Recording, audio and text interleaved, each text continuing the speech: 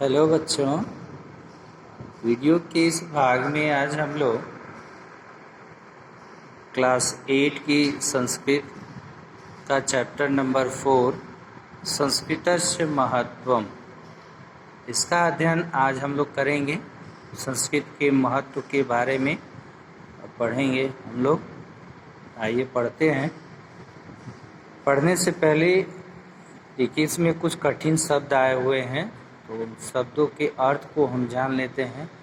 Word meaning अगर नहीं पता रहेगी तो अर्थ भी समझ में नहीं आएगा। तो आइए हम जान लेते हैं। देखिए, अस्यामेव, अस्यामेव आया है इसमें शब्द। अस्यामेव का अर्थ होता है इसी में ध्वनि लिपियों, यानी ध्वनि और लिपि का स्वल्पैः शब्दैः, थोड़े से शब्दों में विशदर्थम, विस्तृत अर्थ को, संगणकम कंप्यूटर, विपुलम, विपुलम का अर्थ जो है वह विस्तृत या समृद्ध। इदानीमप का अर्थ है इस समय भी, रचन्ति यानी रचे जाते हैं। अस्यैव इसी का, निर्वाय दूर कर, शक्नुवन्ति सकते हैं, सर्वास सभी को, अनुदितः अनुवादित, अद्यावधि यानी आज तक, काव्यकरणम काव्य लिखना, महाकविना यानी महाकवि ने।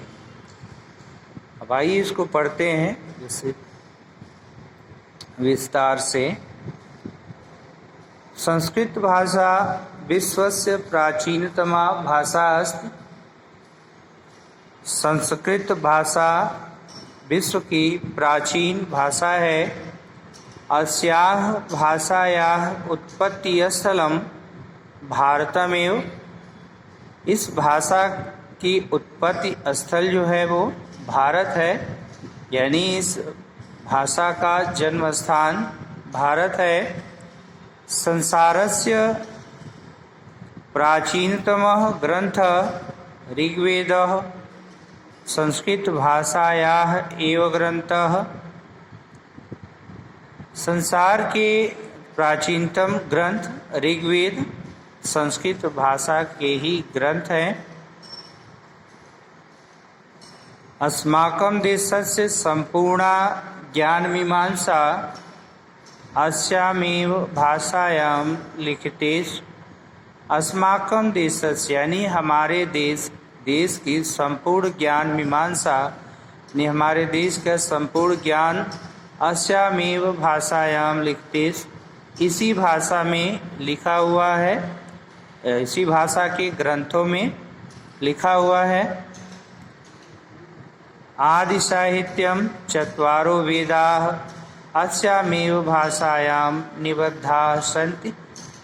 आदि साहित्य के चारों वेद अस्यामेव यानी इसी भाषा में निबद्ध हैं, यानी आदि साहित्य के जो चारों वेद हैं वह इसी भाषा में लिखे हुए हैं, निबद्ध हैं। ते वेदाः सन्ति, वे वेद हैं। ऋग्वेदः, यजुर्वेदः, सामवेदः, अथर्ववेदस्य। और वे वेद हैं, कौन कौन से हैं वे वेद? ऋग्वेद, यजुर्वेद, सामवेद और अथर्ववेद। उपनिषदः पुराणानि, धर्मग्रन्थाः, दर्शनग्रन्थाः, विज्ञानग्रन्थाः, एते सर्वे संस्कृतभाषायामेव वर्तन्ते। उपनिषदः उपनिषद, पुराणानि पुराण, धर्मग्रन्थाः दर्शनग्रंथ, विज्ञानग्रंथ, एते सर्वे ये सभी संस्कृत भाषा में ही वर्णित हैं। संस्कृत भाषायाः वैशिष्ट्यमस्ति ध्वनिलिप्योः अभेदः अर्थात यथा उच्चारणम तथा लेखनम। संस्कृत भाषा की विशिष्टता है ध्वनि लिपि। संस्कृत भाषा की विशिष्टता है इसकी ध्वनि लिपि। जो अभेद है, अभेद अर्थात यथा उच्चारणम तथा लेखनम, अर्थात इसका जैसा उच्चारण है वैसा ही लेखन है। यानी जो उच्चारण किया जाता है संस्कृत में वही लिखा जाता है। अन्य भाषाओं की तरह नहीं। कई भाषाएं ऐसी हैं कि लिखा कुछ और जाता है, बोला कुछ और जाता है, तो संस्कृत में ऐसा नहीं है। और इसमें जो उच्चारण किया जाता है वही लिखा जाता है। अभेद इसीलिए कहा जा रहा है इस लिपि को, अर्थात यथा उच्चारणम तथा लेखनम, यानी जैसा इसमें लिखते हैं वैसा ही उच्चारण करते हैं। उच्चारण लेखनस्य साम्यम इमाम भाषाम अन्यासाम भाषाणाम अपेक्षा वैज्ञानिकीम साधयत। उच्चारण लेखनस्य साम्यम, उच्चारण और लेखन की साम्यता के कारण इमाम भाषाम, यह भाषा अन्यासाम भाषाणाम, यानी अन्य भाषाओं की अपेक्षा वैज्ञानिकीम साधयत, यानी विज्ञान को साधती है। यानी ये भाषा जो है अन्य भाषाओं की अपेक्षा जो है अधिक वैज्ञानिक भाषा है, ये वैज्ञानिक है। अस्याः भाषायाः अपरम वैशिष्ट्यम वर्तते, अस्याः भाषायाः अपरम वैशिष्ट्यम वर्तते सूत्रात्मक शैली। कह रहा इस भाषा की दूसरी विशिष्टता जो है वो क्या है, वो इसकी है सूत्रात्मक शैली। अस्यां भाषायां स्वल्पैः शब्दैः एव विशदर्थं प्रकटितुं सामर्थ्यम् अस्ति। अस्यां भाषायां स्वल्पैः शब्दैः, यानी यह भाषा जो है संस्कृत भाषा, यह स्वल्पैः शब्दैः, यानी कम शब्दों में, थोड़े से शब्दों में, एवं विशद अर्थम, यानी विस्तृत अर्थ प्रकटितुम सामर्थ्यम अस्ति, विस्तृत अर्थ प्रकट करने का सामर्थ्य यह भाषा रखती है, इसमें सामर्थ्य है।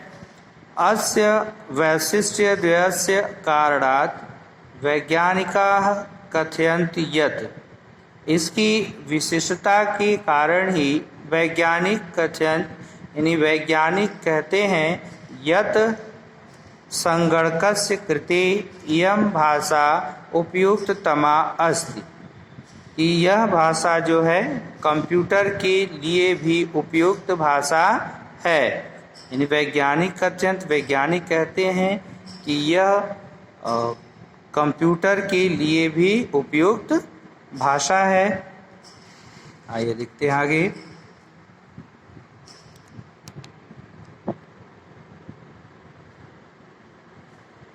अस्याः भाषायाः साहित्यम विपुलम वर्तते, इस भाषा का साहित्य जो है वह विपुल है। विपुल का अर्थ यानी समृद्ध है। अनेके कवयः, यानी अनेक कवि अस्यामेव भाषायाम, इसी भाषा में स्वीयाम रचनाम कृतवन्तः, यानी इसी भाषा में रचना उन्होंने किया है। तेषु आदि कवियः वाल्मीकि, और उन कवियों में आदि कवि वाल्मीकि, व्यासः व्यास, भासः भास, कालिदासः कालिदास, बाणभट्टः भवभूतिः, दंडी, भारवी, माघ, विष्णु शर्मा इत्यादयः प्रमुखाः सन्ति। यानी जिन कवियों ने इसमें रचनाएं की हैं उनमें जो कुछ प्रमुख कवि हैं, तो उन कवियों में वाल्मीकि, व्यास, भास, कालिदास, बाणभट्ट, भवभूत, दंडी, भारवी, माघ, विष्णु शर्मा इत्यादि जो है प्रमुख हैं।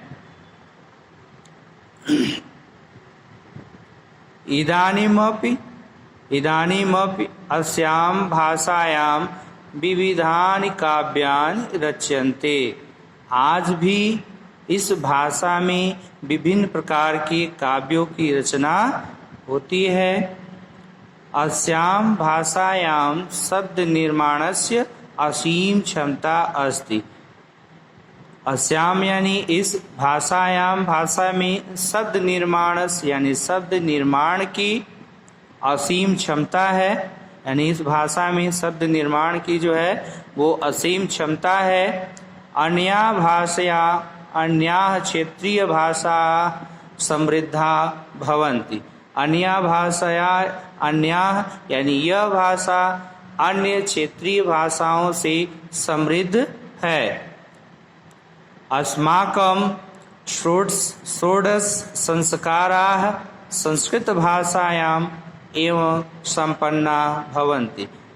हमारे 16 संस्कार जो हैं संस्कृत भाषा में ही संपन्न होते हैं। अर्थात हमारे हिंदू धर्म में जो 16 संस्कार वर्णित हैं वह संस्कृत भाषा के माध्यम से ही संपन्न होते हैं। भारत सर्वकारस्य सर्वेषु महत्वपूर्णेषु विभागेषु लक्ष्यं ध्येयवाक्यं वा संस्कृत भाषायाः वाक्यमेव स्वीकृतम् अस्ति। भारत सरकार के सर्वेषु महत्वपूर्ण सभी महत्वपूर्ण विभागों में लक्ष्यम ध्येय वाक्यम जो लक्ष्य ध्येय वाक्य हैं वह संस्कृत भाषाया वाक्य में स्वीकृतम अस्ति। तो वह संस्कृत भाषा के ही वाक्य हैं, संस्कृत भाषा में ही स्वीकृत वाक्य हैं। भारतस्य राजचिह्नम भारत का राज चिन्ह सत्यमेव जयते अस्यैव उदाहरणम अस्ति। यानी भारत का राज चिन्ह जो सत्यमेव जयते है इसी का उदाहरण है। संस्कृत भाषायाः पंचतंत्र नामकः ग्रंथः प्रायः विश्वस्य सर्वासु भाषासु अनुदितः वर्तते। संस्कृत भाषा का जो पंचतंत्र नामक ग्रंथ है प्रायः विश्वस्य सर्वासु भाषासु यानी प्रायः विश्व के सभी भाषाओं में अनुदित वर्तते यानी अनुवादित है।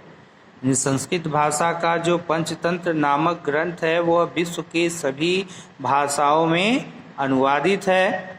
एतादृशं सौभाग्यम अन्यस्या कस्याचित् भाषाया ग्रंथेन अद्यावधि न प्राप्तम। यानी एतादृशं सौभाग्यम यानी इस प्रकार का सौभाग्य अन्यस्याः कस्याचित् भाषाया यानी अन्य किसी भी भाषा के ग्रंथेन यानी ग्रंथ को अद्यावधि न प्राप्तम आज तक प्राप्त नहीं हुआ है। यानी आज तक ऐसा सौभाग्य किसी अन्य भाषा के ग्रंथ को प्राप्त नहीं हुआ है कि जिसके ग्रंथ को जो है सभी भाषाओं में अनुवादित किया गया हो। एकस्य वर्णस्य प्रयोगेण काव्यकरणं संस्कृते एव संभवति। एक वर्ण के प्रयोग से व्याकरण संस्कृति एवं संबंध संस्कृत का व्याकरण संभव है। महाकविना माघेन विरचते। महाकवि माघ ने लिखा है रचा है शिशुपाल वध महाकाव्य। शिशुपाल वध नामक महाकाव्य दकारस्य नकारस्य च एक मात्रस्य वर्णस्य यानी दकारस्य और दकार के और नकार के एक मात्र वर्ण के प्रयोग से निर्मितान पद्यान निर्मित पद्य अस्य प्रमाणानि सन्ति इसका प्रमाण है। यानी महाकवि माघ द्वारा विरचित शिशुपाल वध महाकाव्य नामक जो यह दकारस नकारस का वर्ण का प्रयोग करके निर्मित जो पद्य है वह इसका प्रमाण है। इयं भाषा जम्मूतः कन्याकुमारी पर्यंतम भारतम एकस्मिन् सूत्रे बाध्नाति। यानी यह भाषा जम्मू से कन्याकुमारी तक भारत को एक सूत्र में बांधता है। इयं सर्वविधान भेदभावान् निर्वाय भारतस्य आत्मरूपेण अनुशासनस्य वाणी अस्ति। यानी यह सर्वविधान और भेदभावानि सभी भेदभाव को निर्वाह यानी त्याग कर भारतस्य भारत की आत्मरूपेणी आत्मा रूपी अनुशासन से अनुशासन की वाणी है। यानी यह सभी भेदभाव को त्याग करके भारत की आत्मा की अनुशासनात्मक वाणी है।